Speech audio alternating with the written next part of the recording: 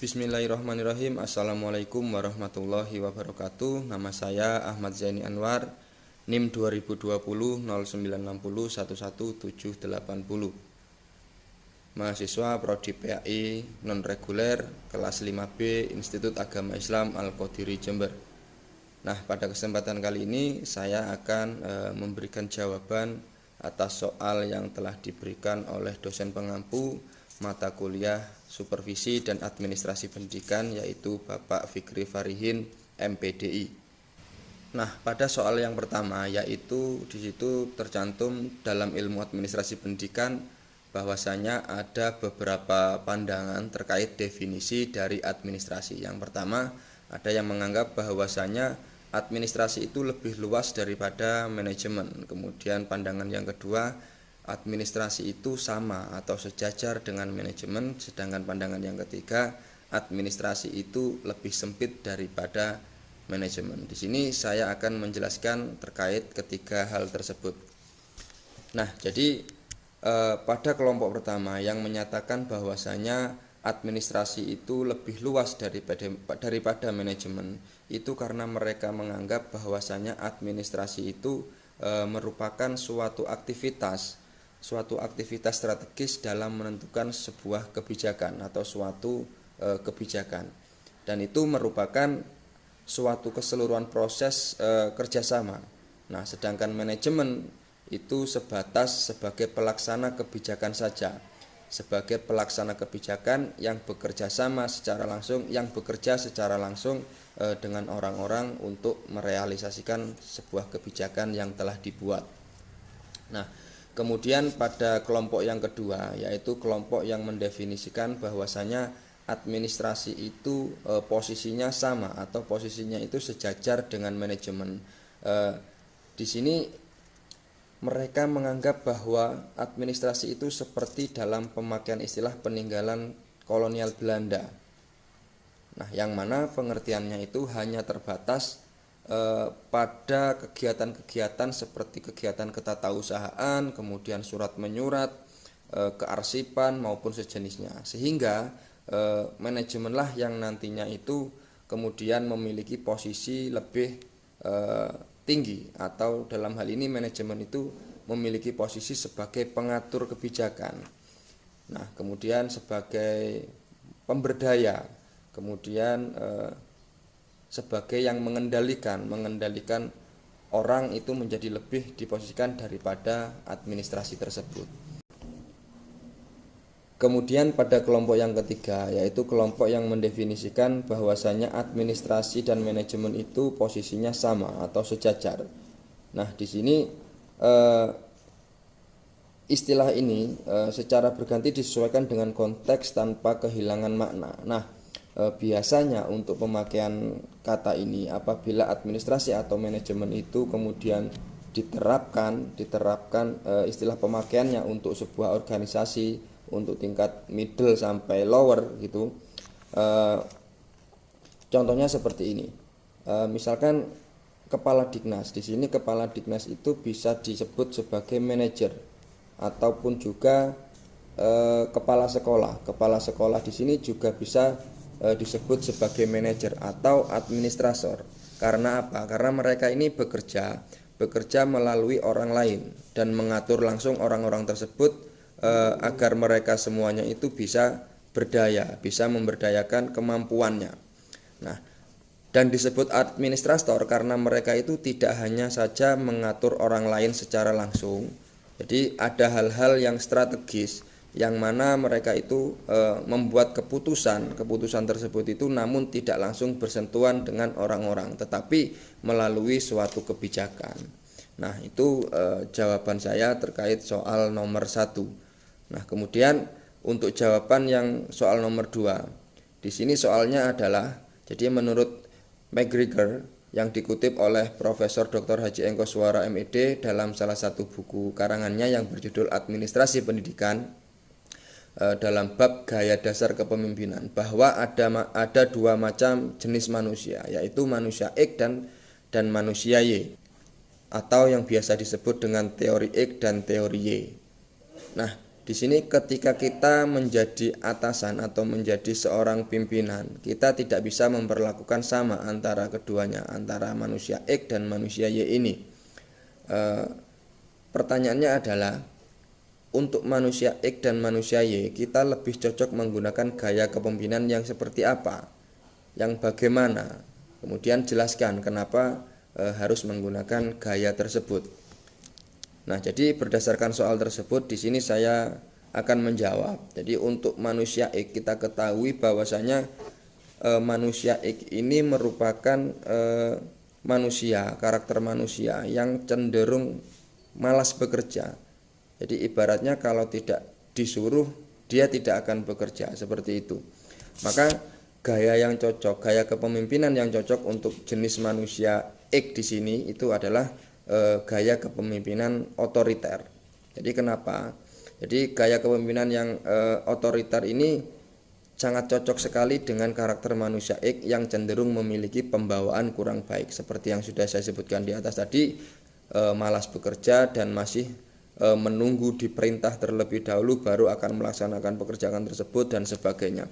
Maka seorang yang pemimpin yang otoriter itu memiliki pekerjaan atau karyawan yang model seperti itu harus menekankan pada kekuasaannya, harus menekankan kepada kepatuhan anggota secara mutlak.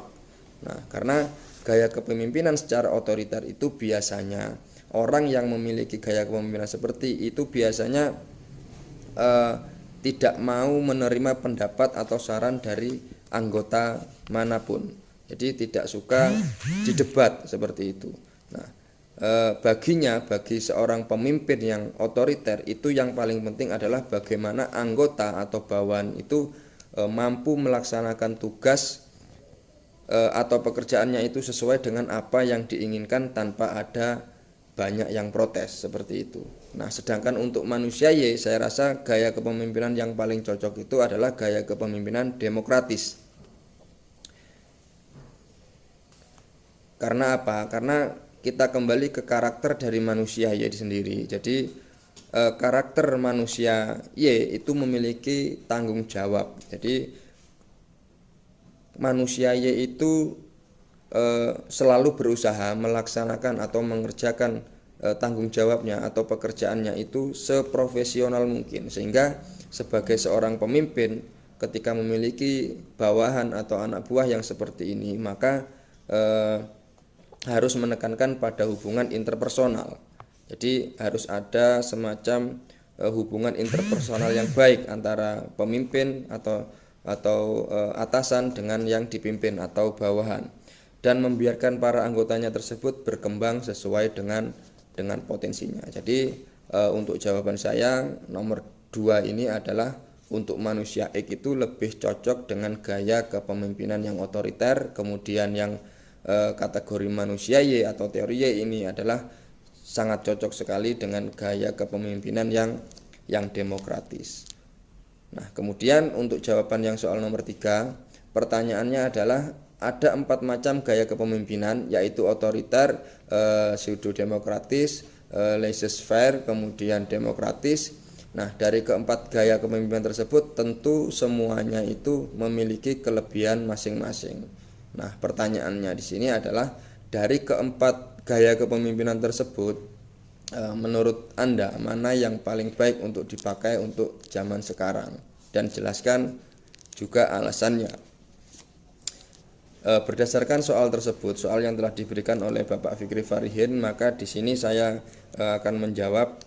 Jadi menurut pendapat saya, gaya kepemimpinan yang cocok untuk manusia zaman sekarang atau untuk orang zaman sekarang itu adalah gaya kepemimpinan yang demokratis. Kenapa? Karena kita ketahui bahwasanya orang-orang zaman sekarang itu orangnya itu kreatif ya, orangnya itu kreatif, kemudian mampu memanfaatkan peluang-peluang usaha dan sebagainya. Contoh misalkan, kalau zaman dahulu ketika seorang anak itu ditanya cita-citanya pengen jadi apa, rata-rata itu banyak yang menjawab pengen jadi TNI, Polri, kemudian dokter, pilot dan sebagainya. Namun jawaban-jawaban itu hampir jarang kita temui di zaman sekarang. Itu kenapa? Ini membuktikan bahwasanya manusia-manusia di zaman sekarang itu sudah memiliki pemikiran yang lebih luas lagi, tidak hanya terpacu pada konteks yang itu-itu saja. Kita ketahui juga bahwasanya teknologi yang ada di zaman sekarang itu sangat canggih ya, sangat canggih. Jadi perkembangan teknologi yang sekarang ini sangat luar biasa sekali. Nah, sehingga hal inilah yang kemudian menjadikan manusia zaman sekarang itu berpikir ulang terhadap cita-cita mereka. Bahkan ada yang ingin memiliki cita-cita sebagai ahli IT. Nah, yang cita-cita yang semacam ini kan yang cita-cita yang sebelumnya itu tidak pernah terfikirkan. Nah, seperti itu. Nah, kemudian ada juga yang mungkin yang menjawab, cita-cita saya nanti sebagai programmer. Nah, programmer ini kan bahasa baru.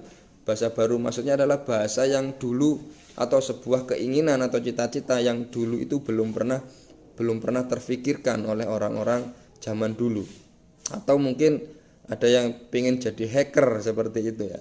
Nah, ini merupakan bentuk dari kekreatifan menurut saya. Jadi bentuk dari kekreatifan terhadap perkembangan zaman. Maka dengan gaya kepemimpinan yang demokratis ini nanti akan mampu mengembangkan bakat serta minat dari seseorang, atau bakat dan minat dari manusia itu sendiri.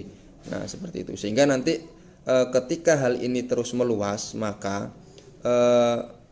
pemerintah itu juga akan diuntungkan. Maksudnya apa? Jadi di sini akan terbuka banyak sekali lapangan-lapangan pekerjaan baru tentunya. Jadi sudah tidak berlaku lagi ciri-ciri negara maju itu adalah ciri-ciri negara maju itu kan yang mana warganya atau masyarakatnya itu adalah masyarakat yang mampu menciptakan pekerjaan sendiri, bukan masyarakat yang kesana kemari mencari pekerjaan, seperti itu.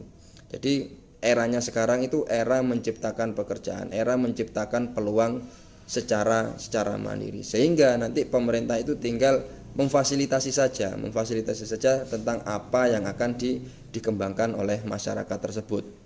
Nah, itu jawaban saya terhadap soal nomor 3. Kemudian pada soal nomor 4, di sini berbunyi, ketika kita mempunyai sebuah lembaga pendidikan, tentu penting sekali kita mempunyai yang namanya visi dan misi.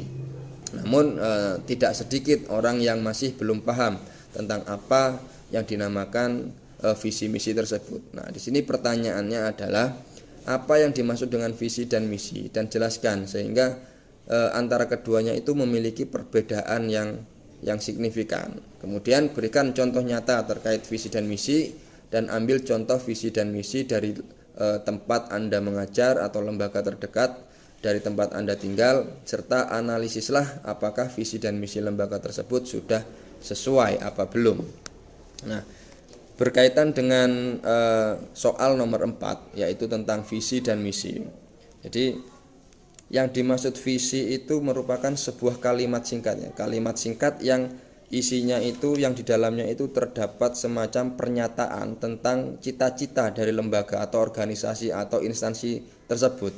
Jadi cita-cita atau keinginan atau harapan yang ingin dicapai oleh lembaga atau instansi tersebut di masa yang akan datang, itu pengertian dari visi. Nah, sedangkan misi itu lebih kepada penjabaran dari visi.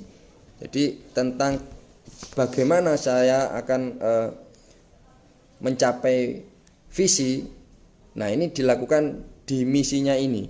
Nah, jadi penjabaran dari suatu misi atau langkah-langkah yang harus ditempuh oleh lembaga atau instansi untuk mencapai visi tersebut. Nah, seperti itu. Jadi secara singkatnya visi itu adalah tujuan utama dari didirikannya sebuah lembaga atau instansi, sedangkan misi itu adalah serangkaian hal yang harus bahkan wajib untuk dilakukan oleh lembaga atau instansi agar nanti tujuannya atau untuk mencapai visi itu bisa terlaksana. Nah, contoh dari visi di sini adalah terwujudnya prestasi berdasarkan iman dan takwa serta berakhlakul karimah yang berhaluan ahlu sunnah wal jamaah. Nah, contoh dari misi yaitu yang pertama melaksanakan program pembelajaran yang aktif, inovatif, kreatif, dan menyenangkan, atau yang biasa kita kenal dengan program PAKEM ya, pembelajaran aktif, inovatif, kreatif, dan menyenangkan. Kemudian yang kedua melaksanakan program bimbingan belajar, kemudian menyelenggarakan pendidikan umum dan agama yang mengedepankan peningkatan kualitas guru maupun siswa dalam bidang iptek maupun imtak. Yang keempat mengembangkan dan mengamalkan nilai-nilai akhlakul karimah yang sesuai dengan ajaran Islam dalam kehidupan sehari-hari. Kemudian yang kelima mengembangkan dan mengamalkan amaliyah an-nahdiyah dalam kehidupan sehari-hari. Kemudian yang terakhir meningkatkan kebiasaan berperilaku disiplin dan tanggung jawab dalam kehidupan bermasyarakat, baik dalam lingkungan keluarga, madrasah maupun lingkungan masyarakat. Nah, jadi menurut analisis saya, visi dan misi yang dimiliki oleh lembaga tersebut itu sudah sesuai.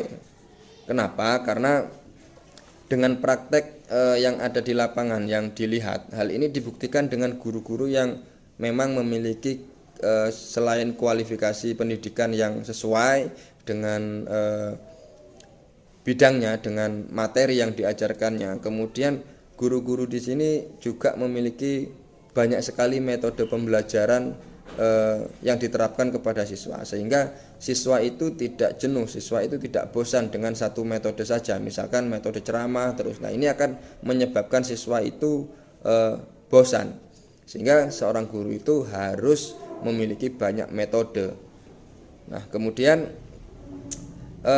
praktek-praktek pembiasaan yang dilakukan seperti misalkan sholat duhur berjamaah, sholat duha, sodaqoh, amal jumat dan sebagainya, itu merupakan program-program pembiasaan yang sudah dilakukan, atau amaliyah-amaliyah seperti tahlil, dibaiyah dan sebagainya, itu merupakan program-program pembiasaan yang sudah dilaksanakan dan masih berlangsung sampai saat ini di lembaga tersebut.